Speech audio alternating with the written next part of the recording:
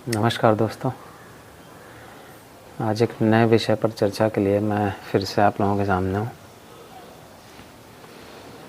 और आज की चर्चा का विषय है कि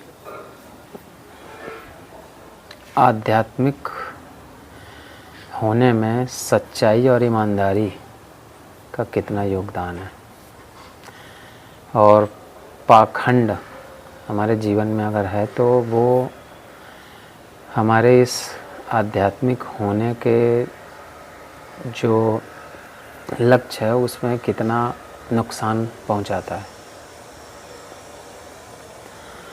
तो अगर हम सत्य और ईमानदारी से जीवन नहीं जी रहे हैं, परोपकार से, करुणा से जीवन को नहीं जी रहे हैं, तो इसका मतलब है कि हम पाखंडी होकर जीवन जी रहे हैं। ऊपरी तौर पे कोई भी इस बात को स्वीकार नहीं करेगा कि वो पाखंडी है। वो सब, किसी से भी आप पूछिए, वो यही बोलेगा कि नहीं, मैं तो सत्य और ईमानदारी से ही जीवन जी रहा हूँ। लेकिन अगर आप उसके जीवन को पूरी तरह से ऑब्ज़र्व करें ठीक से, या हम अपने ही जीवन को, किसी दूसरे को क्यों ऑब्ज़र्व करें, हम सबसे पहले तो स्वयं को ही ऑब्ज़र्व करेंगे।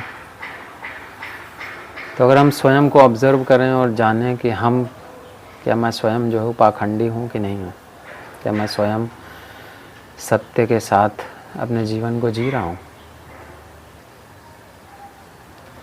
तो इसमें कुछ मुख्य बातें हैं जिन पे हमें सबसे ज़्यादा ध्यान देने की ज़रूरत है। पाखंडी होना क्या है?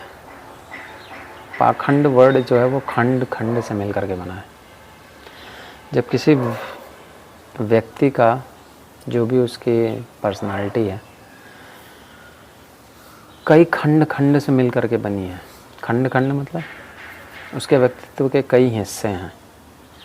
एक हिस्से में वो दूसरों के लिए बड़ा ही सुविचारी, बड़ा ही हितकारी बना हुआ है, दूसरों के बारे में अच्छा सोचता है, लेकिन वो कहीं कहीं छल और कपट करने से भी जो है वो बाज नहीं आता। जहाँ भी उसको मौका मिलता है वो मौका परस्त है, तो छल कपट भी कर लेता है। तो जब इस तरह के दोहरे व्यक्तित्व, या इस तरह के और तिहरे चार भी तरह के व्यक्तित्व होते हैं जिनमें वो अपने जीवन को उलझाए रखता है, तो ये व्यक्ति हो गया पाखंडी। और एक तरफ वो व्यक्ति जो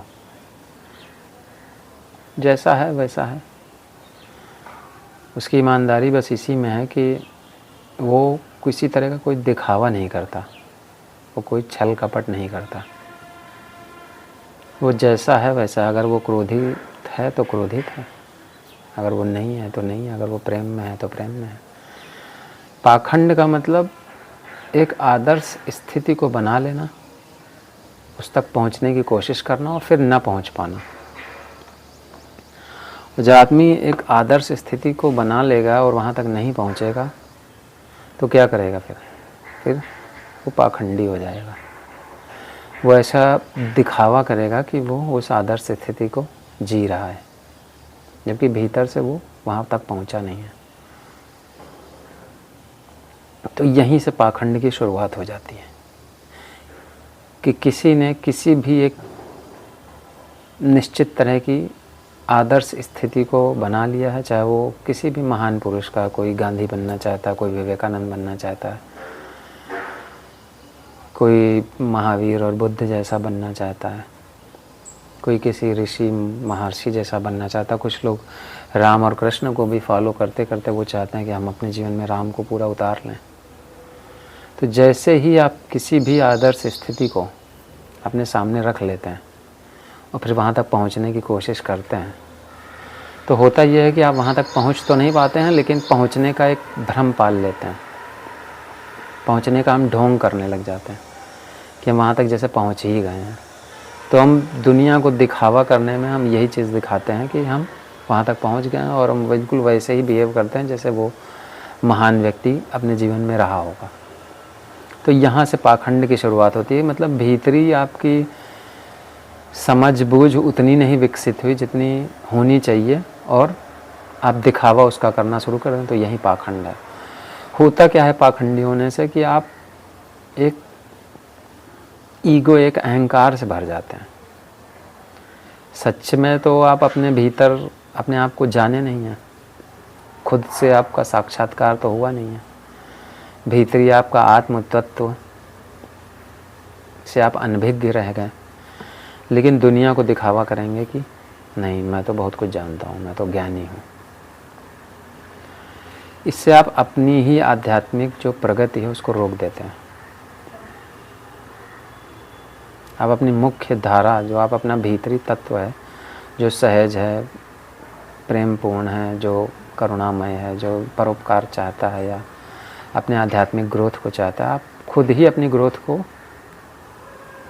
बाधित कर देते हैं, अपनी प्रगति को रोक देते हैं और एक अहंकार, एक छद्म अहंकार से भर जाते हैं कि नहीं, मैं तो ज्ञानी हूँ, मैं तो जानता हूँ, मैं तो एक झूठी आध्यात्मिकता भी विकसित कर लेते हैं। इस तरह से पाखंडी होगा, जिसमें तरह तरह के कर्मकांड, अंधविश्वास और ये सब चीज़ें चलती रहती हैं, वो बस दुनिया को दिखाने के लिए होती हैं।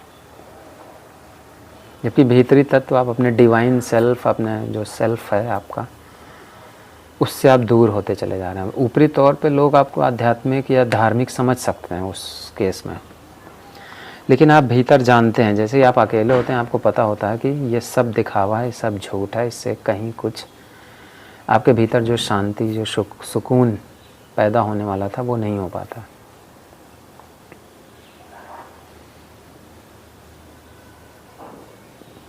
तो ये जो सुकून आप में नहीं पैदा हुआ, तो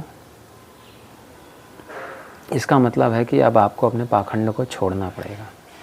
बिना छोड़े उस पाखंड को, यानी कि जो आपका व्यक्तित्व खंड खंड हुआ है, उसको बिना समेटे, बिना एकत्रित किए हुए, बिना एकाग्र हुए आप फिर सच्ची आध्यात्मिकता तक नहीं पहुंच सकते।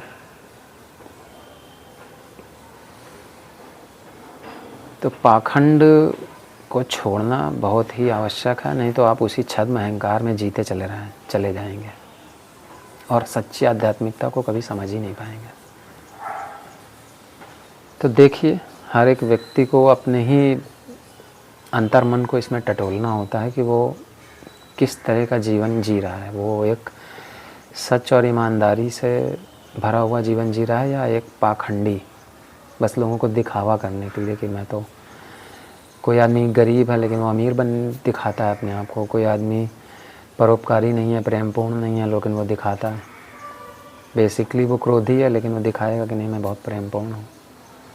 तो ये दिखावा ज़्यादा दिन टिकता नहीं है, और चूँकि हम दिखावे में जी रहे हैं, हर एक व्यक्ति लगभग दिखावे में जी रहा है, तो इसके लिए इसी के कारण उसके अंतर संबंध, चाहे वो परिवार में किसी के प्रति भी हो, माता पिता बच्चों पे इसीलिए भरोसा नहीं कर पा रहे क्योंकि माता पिता भी एक तरह का दिखावा भरा जीवन जीते हैं और बच्चे एक दूसरे तरह का दिखावे भरा जीवन जीते हैं। भाई भाई में भी वही होता है, कई बार पति पत्नी में भी यही चीज़ें हो जाती हैं कि दिखावा करने के कारण वो एक दूसरे से प्रेमपूर्ण बस दिखावे में तो हो जाते हैं, लेकिन रियलिटी चूँकि दोनों अपने भीतरी तत्व को, अपने आप को जब वो खुद ही नहीं समझ पाए हैं, खुद ही एक्सेप्ट नहीं कर पाए हैं, तो दूसरे को कैसे करेंगे। प्रेम संबंध तब तक नहीं बन सकते जब तक आप स्वयं से प्रेम करना ना सीख लें, तब तक दूसरे से कैसे करेंगे। और ये सिर्फ इसी कारण होता है क्योंकि हम सब कहीं ना कहीं पाखंडी जीवन जी रहे हैं। ये जब तक हम स्वीकार नहीं करेंगे, हम अब जब तक बीमारी को स्वीकार नहीं करेंगे, तब तक हम उसका इलाज कैसे करवाएंगे। तो इस बीमारी, पाखंड एक बीमारी है जिसे हमें समझना पड़ेगा और तभी इसका इलाज संभव है। इलाज इसका यही है कि हमें अपने सारे खंड व्यक्तित्व के, उनको एकत्रित करना होगा और एकत्रित करके फिर हमें उनको जब अपनी एक, यानी कि सत्य और ईमानदारी वाले जो एकत्रित होकर वो सत्यता पे आके मिल जाएंगे, तभी हम अपने आप को समझ पाएंगे, तभी हम समाज को प्रेमपूर्ण बना पाएंगे, परिवार को प्रेमपूर्ण बना पाएंगे। तो देखिएगा, इन चीज़ों पर विचार करिएगा और बताइएगा कि चीज़ें कैसे बेहतर होंगी और ज़्यादा। धन्यवाद।